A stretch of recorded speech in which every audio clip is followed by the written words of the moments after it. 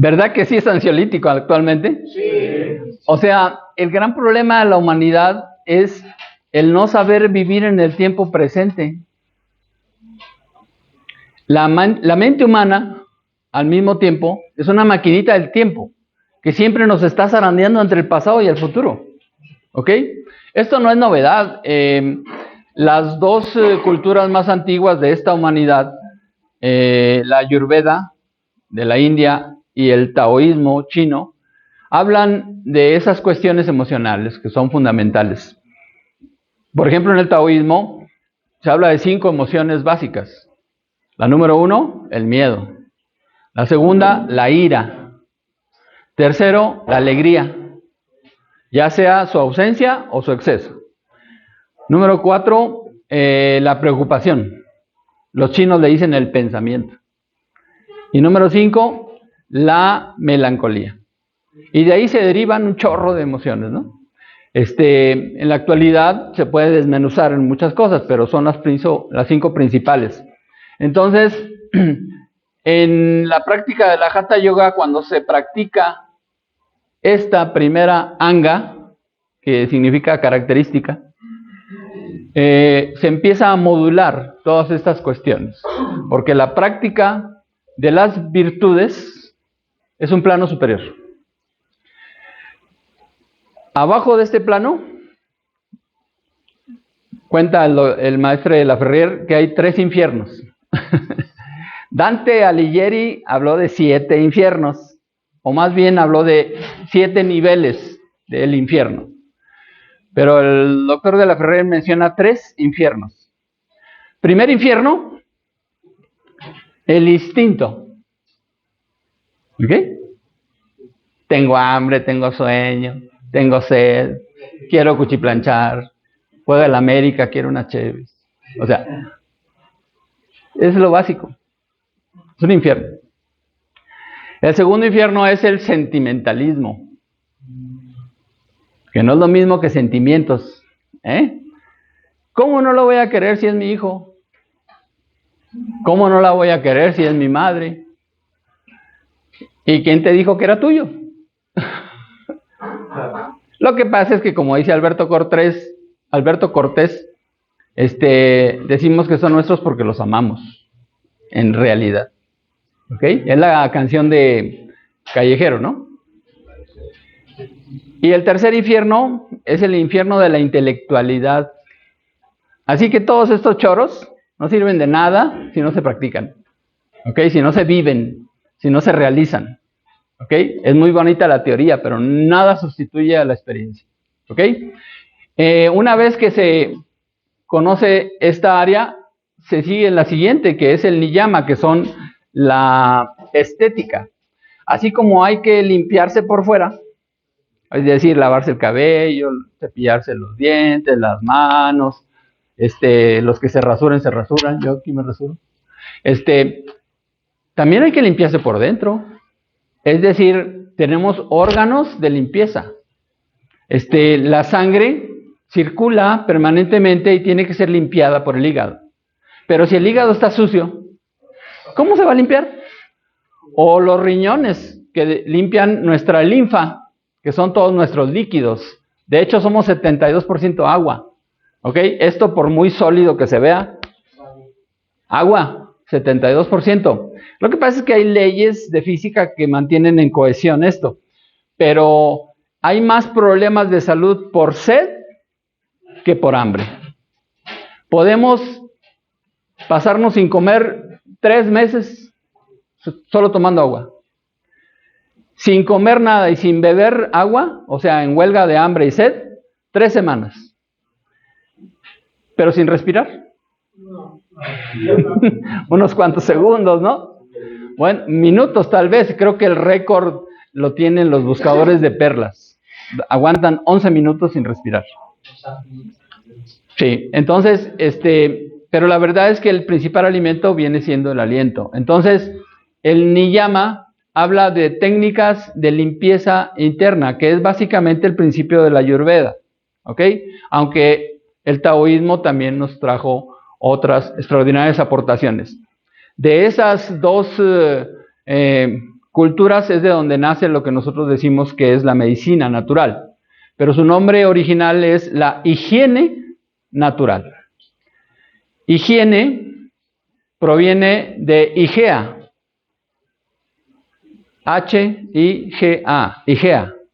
Igea y Panacea son las hijas de Asclepio, el dios de la medicina en la mitología griega. ¿Ok? El símbolo de la medicina es una vara, la vara de Asclepio, y dos serpientes.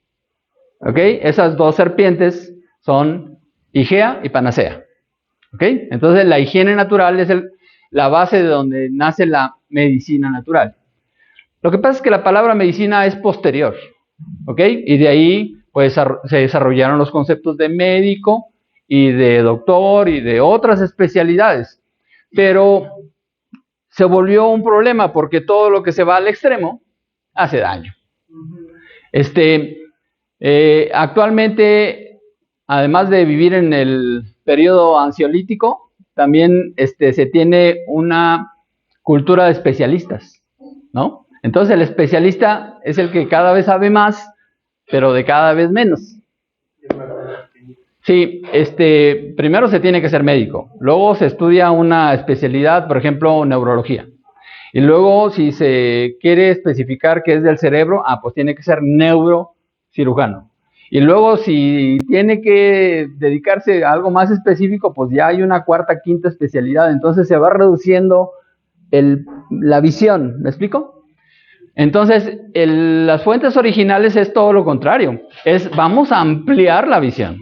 Vamos a ver más. Y no solo lo físico, sino también lo energético y lo emocional. Entonces, una vez que se practican estas, también se puede incursionar en la que sigue. Esta es la que sigue, las asanas. En realidad son 8. De aquí, de niyama, pasaría a asanas. La aportación del doctor de la Ferriera en este tema fue que incluyó entre la niyama y las asanas una práctica que se conoce como la gimnasia psicofísica, que es un preparativo para las posturas, es decir, para las asanas. Es una recomendación para desarrollar mejor condición física, más flexibilidad y más fuerza, para que a la hora que se practican las asanas sea más leve. ¿Ok? Bueno, damos clic. Las demás son temas muy largos, entonces en otra ocasión lo comentamos. Aquí están expresadas las las virtudes, los cuidados, que es niyama, y lo que es la gimnasia psicofísica. Este archivo se va a quedar aquí, así que si David tiene a bien después compartírselos impreso, pues tú lo decides, ¿ok? Bien, continuamos. ¿Cuál es el proceso de pérdida de la salud? Si ya dijimos que los 3 tesoros empiezan por el tesoro espiritual, que es la mente, después el tesoro energético y finalmente el tesoro de la esencia, que es el cuerpo físico. Le vamos a ir dando clic. Bueno, este es el proceso. Lo primero que ocurre es que hay desequilibrios emocionales, esas emociones que mencioné. Si esas emociones, continuamos, permanecen, si esos desequilibrios emocionales permanecen, entonces lo que se produce, dale otro clic, es un desequilibrio energético. Puede haber excesos, puede haber insuficiencias o puede haber cortocircuitos. Estos focos están diseñados para funcionar con 127 volts. ¿Ok? Si en lugar de 127 le metiéramos 180, puede ser que se funda. Pero si no se funde, brilla de más. Eso significa que se está desgastando inútilmente, porque el foco no fue diseñado para funcionar así. El fabricante no se hace responsable por las variaciones del voltaje. Entonces eso mismo pasa en el cuerpo humano. Cuando hay excesos de energía en el cuerpo humano, no es que sean Superman o superniñas, no. Están en sobrevoltaje. Entonces se manifiestan síntomas.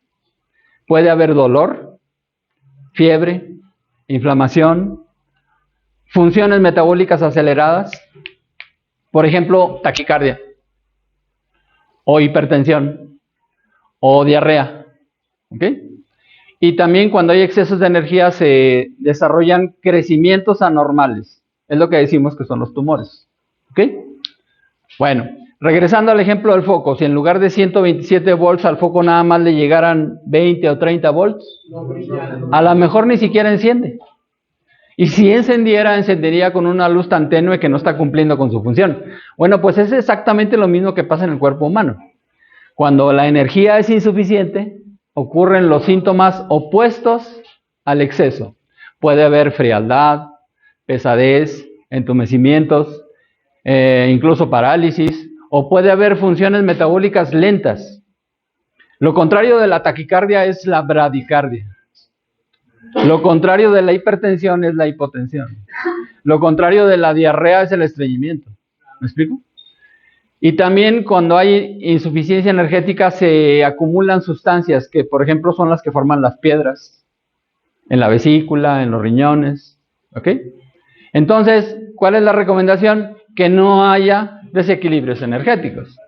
Pero puede haber algo peor. Puede haber un cortocircuito. Si yo le saco los cables al foco y los junto, explota. Pero si los cruzo y los vuelvo a conectar, no pasa nada. Ya no hay corriente. Se cortó el circuito. ¿Me explico? Entonces, eso ocurre a veces en el cuerpo humano. Por ejemplo, el taoísmo establece que cuando la energía vital circula, todo está bien. El problema es cuando la energía deja de circular, se detiene en un punto, gracias, se estanca y entonces se congestiona. Es decir, es un exceso de energía. Y peor es cuando la energía se regresa. Es decir, es una insuficiencia energética. Pero lo más dañino es cuando la energía se cruza. Es decir, se brinca de un órgano a otro de forma que no debiera. Por ejemplo, dice el taoísmo que la energía del hígado debe circular por el corazón y luego al vasopáncreas. ¿Ok? Es una semicircunferencia. Si en lugar de hacer esto la energía se va directa del hígado al vasopáncreas, es lo que en Occidente decimos que es la diabetes. Dicho en nuestro lenguaje y en términos científicos, si el hígado se llena de grasa, tapa de grasa al páncreas. Los inyectores de insulina se tapan de colesterol. Y entonces, aunque funcione bien el hígado, ya no puede sacar la insulina. Así que, el primer paso, como decía el doctor de la Ferrer, comenzar por el magnetismo, es para restablecer el flujo energético. Que es lo mismo que hace la acupuntura, o lo que pretende hacer el Reiki, lo cual no estoy muy de acuerdo, pero bueno, hay otras técnicas. Pero el magnetismo, hasta ahorita, en mi opinión, es la mejor terapia. ¿Ok? Además es muy nueva. Pues tendrá como 200 años que se redescubrió el magnetismo. Y digo que es nueva porque la acupuntura pues tiene 6,000 años, ¿no? Entonces es nuevo el magnetismo. Muy bien, seguimos. Si estos desequilibrios energéticos permanecen, entonces se produce una alteración física. Otro clic. Es decir, primero hay una alteración emocional. Digamos, alguien se preocupa. Muy raro, ¿no? Y entonces se produce un cortocircuito en el vasopáncreas. Y luego hay una disfunción orgánica, es decir, empieza a secretarse un exceso de ácido clorhídrico en el estómago.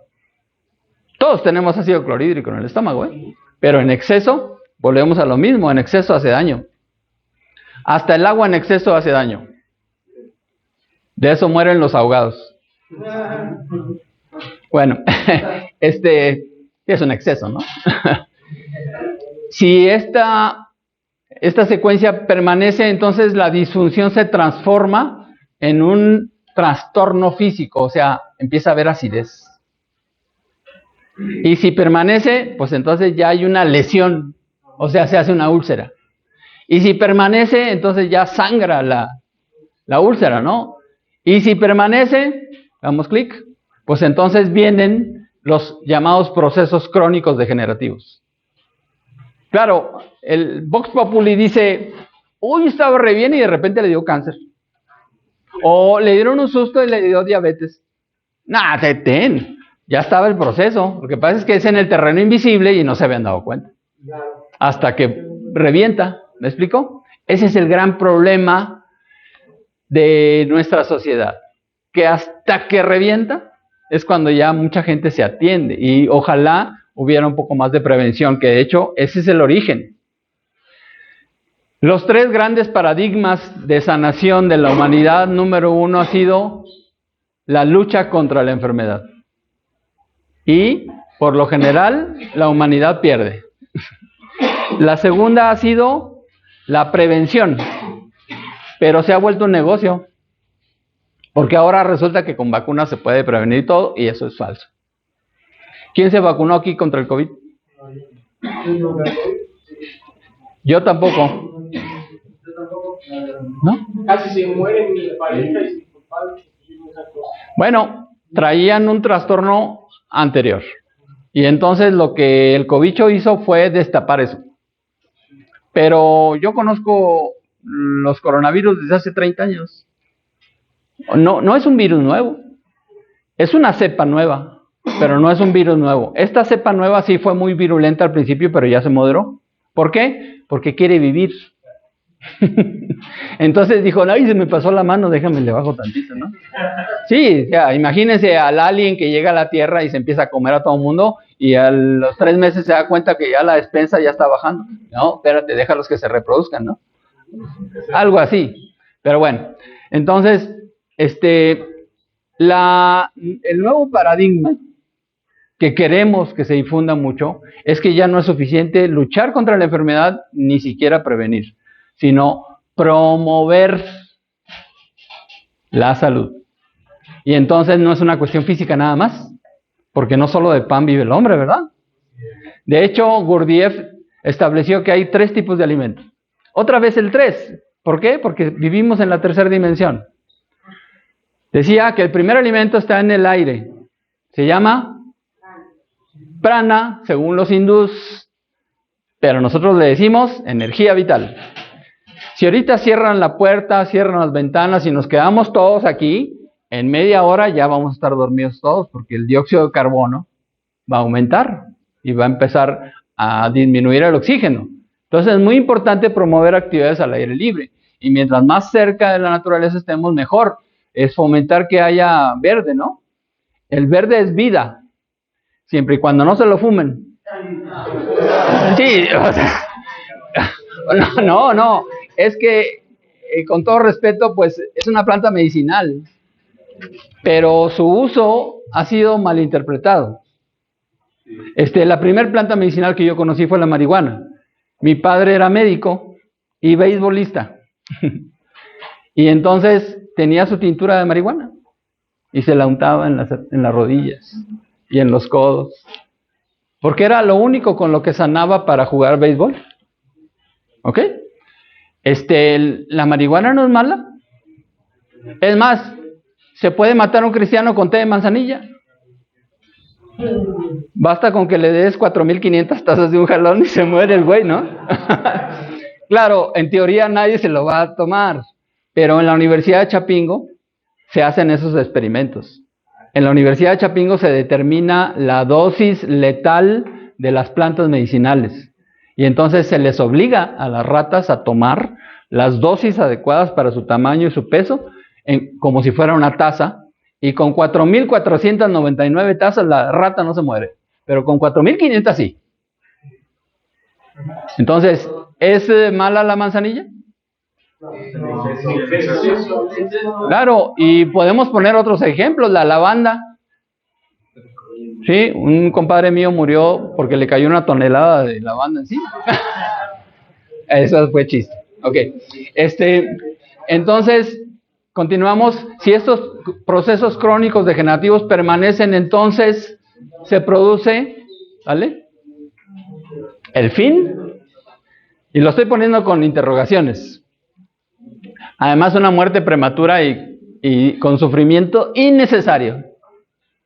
Yo no sé qué planes tengan ustedes, pero según la biología, son reglas. Los seres humanos estamos diseñados para vivir 125 años. Es una regla que se aplica a los vertebrados. Lo que un vertebrado se tarda en construir su esqueleto, eso se multiplica por 5 y ese es el periodo de vida. Un conejo se tarda 1 año en construir su esqueleto, el conejo vive 5 años, en forma natural, ¿eh? Si es conejo de allá de Amecameca, se lo comen a los 3 meses. Pero bueno, el perro se tarda 3 años en construir su esqueleto, el perro vive 15 años. El caballo se tarda 5 años en construir su esqueleto, el caballo vive 25 años. Entonces nosotros nos tardamos 25 años en desarrollar este hueso. El fémur es el hueso más grande del cuerpo humano. 25 por 5, 125. Hace poco vi un documental un post en Facebook que decía que era una conferencia de antropología y uno de los presentes le preguntó a la persona que estaba exponiendo la conferencia que cuál era el primer símbolo de civilización. Y entonces respondió, estaban esperando que les dijeran que unas pinturas o que unas losas para comer o que una construcción, y no, esta persona respondió, la primera es un fémur curado. Porque para que este hueso sane, se requiere que alguien cuide a la persona que se lo haya quebrado. Eso es civilización. Y eso echa por tierra lo que Charles Darwin estableció, que nosotros somos el resultado de la supervivencia del más apto. Eso es falso. En realidad, se podría decir que es la supervivencia del que más se adapta. Sin embargo, ya fuera de cotorreo, podemos fundar nuevas formas de vivir. La primera fue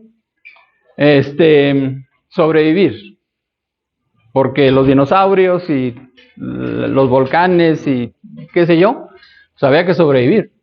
Pero ya no es suficiente. Al sobrevivir le sobra el sobre. ¿Ok? Así dice Carmelo Vizcarra, director médico de SWAISPE en España. Saludo a mi medio tocayo. Y después de sobrevivir, la siguiente etapa, el siguiente nivel es vivir. Y vivir ya es mucho más. Vivir conlleva alegrías, realizaciones, y muchas experiencias agradables. ¿Ok? Y hay un tercer nivel, que es al que queremos que mucha gente se sume. Ya no es suficiente sobrevivir ni vivir, nada más. Sino, más allá de vivir y dejar vivir, mejor vivimos y ayudamos a vivir. Por eso estamos compartiendo estas cosas, porque no hay secretos y nadie es dueño de esto. Eso es una enseñanza para toda la humanidad. ¿De acuerdo? Entonces, para terminar esta idea, no crean que es el fin, ¿eh? ¿Cómo te llamas? Alberto. Eso crees. Así te pusieron tus papás. Pero la pregunta importante es, en realidad, ¿quién eres? Mientras no lo descubras, no vas a poder pasar al siguiente nivel. Porque resulta que no es la primera vez que estás en este planetita. Con todo respeto para lo que piensen los demás, la teoría de la reencarnación establece que no es la primera y muy probablemente no va a ser la última. Entonces, eso de que es el fin, lo que dice el esoterismo es que el que muere con una enfermedad va a renacer con la misma enfermedad hasta que la cure. Porque todos hemos venido a aprender. ¿Ok? Entonces de ahí continuamos. de ahí viene, pues, lo que hablábamos al principio. Esta imagen es extraordinaria porque es la imagen que habla del escorpión, del águila y del ave fénix. En la astrología se maneja un esquema que se conoce con el nombre de zodiaco. Zodiaco significa ronda de animales. Pero resulta que en esa ronda de animales siempre ha habido la figura de un hombre. O sea, los signos empiezan con el cordero. Bueno, hago una aclaración importante. Las constelaciones son sus nombres en latín. Aries, Taurus, Gémini, Cáncer, Leo, etcétera, ¿no? Y los signos zodiacales se mencionan en el idioma en que hablemos en el país en el que estamos. Aquí hablamos mexicano, aquí le decimos el cordero. En Estados Unidos le dicen ram. ¿Ok? En francés, pues como se diga, no sé. Entonces, el zodiaco empieza con el carnero, luego sigue el toro, luego sigue los gemelos. Originalmente los gemelos eran un simio, o sea, nuestro gemelo, ¿no? Luego viene el cangrejo, el león, la virgen, que originalmente era una ardilla, es decir, el representante del bosque, la virgen, la madre naturaleza, ¿ok? Después viene el signo de la balanza, que originalmente era una mariposa, que tiene simetría en sus alas, está en equilibrio. Luego viene el escorpión, el centauro, que es un animal mitológico, pero es un animal. Luego el macho cabrío, Capricornio. Luego Acuario, el aguador, que es un hombre. Y finalmente Piscis, los peces. Entonces, ¿qué hace un hombre ahí? Si es una ronda de animales. Bueno, pues resulta que el ser humano es el animal civilizado. ¿Ok? Ok. Son 12 signos zodiacales. Pero aquí entre nos, que no se entere nadie más que nosotros y YouTube, en realidad son 13 animales. El 13º animal es esta águila. No sé si sepan, pero en Egipto hay una esfinge junto a las pirámides. Es la esfinge de Gizeh. Esa esfinge tiene 4 animales. Tiene cuerpo de toro, garras de león, alas de águila y cara de ser humano.